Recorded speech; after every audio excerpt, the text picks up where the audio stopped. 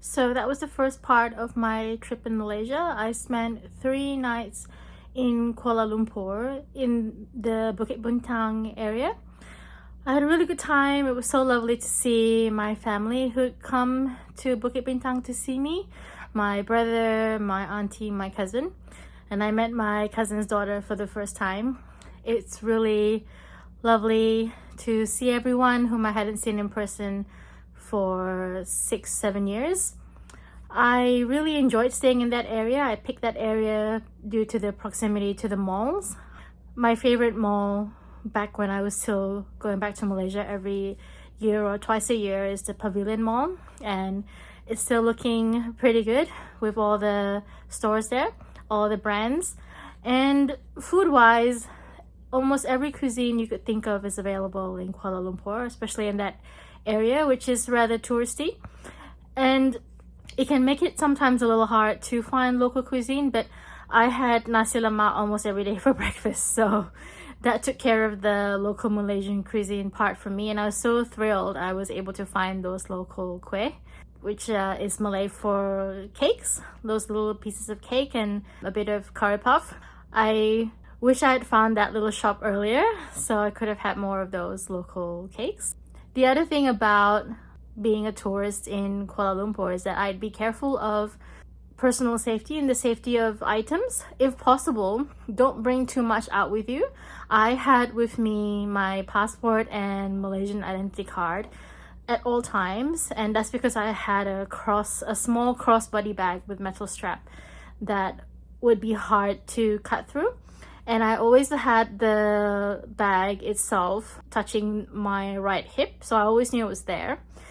This made me feel secure walking around central Kuala Lumpur with those important documents. I'd be wary of carrying around like an open tote or a backpack.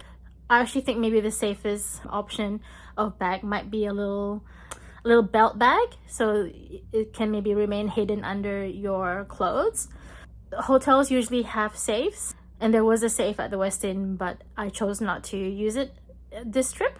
The other thing I noticed about Kuala Lumpur and maybe Malaysia in general is that the roads are not very pedestrian friendly. So there's a lot of reliance on driving around even small distances, because if I had to walk from the Westin to the Park Grill, which was the lunch venue for my brother's birthday lunch, it would have meant crossing some very large roads, and pedestrian crossings are not as common in Kuala Lumpur and Malaysia as they are in Australia and perhaps some other Western countries. And public transport isn't the easiest to navigate. That's one thing to be prepared for if you are planning a visit. The other thing to note if you are planning to travel to Kuala Lumpur and you're arriving by air is that Kuala Lumpur International Airport is quite a distance from the Kuala Lumpur city center. It's over an hour by car, and it could be more depending on traffic. And traffic in Kuala Lumpur in the city center area can be really quite bad, like backed up and not barely moving. There is a KLIA express train, which I've never used. It stops at KL Central Station, which on this trip was not really close to where I was staying in the Bukit Bintang area, so that would have meant another car ride or taking a taxi or a Grab, and I didn't really want to do that because I was arriving quite late.